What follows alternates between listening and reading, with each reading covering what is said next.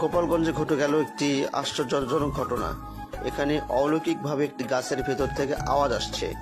যখন গাছটিকে কাটতে গিয়েছে মানুষ, কাটতে যাওয়ার সঙ্গে সঙ্গে গাছ থেকে একটি আওয়াজ আসছে যে আমাকে কেটো না, আমাকে মেরো না। আসলে একটি গুজব নাকি সত্য ঘটনা, এটা জানার জন্য বিভিন্ন লোকের ভিড়। এখানে বিভিন্ন লোক কৌতূহলবশত এখানে আসছেন, এসে গাছকে বিভিন্ন রকমের কথা জিজ্ঞেস করছেন। গাছ থেকে কোনো আওয়াজ আসছে কিনা শোনার জন্য মানুষ কান পেতে এখানে শুনছেন যে আসলে ভেতর থেকে কোনো আওয়াজ আসছে কিনা। এটা শোনার পরে বিভিন্ন রকমের লোকজন সেখানে ভিড় করেছে। শুনুন সেখানকার সাধারণ জনগণ কি বলে, সাধারণ জনগণের মুখ থেকে শুনুন আসলে ঘটনা সত্য নাকি অন্য কোনো। পরে সবাই এসে প্রত্যেক সবাই জানছে। আমি সালাম দিলাম, গাছে বলে যাই বলি না কেন আমি হি বলে।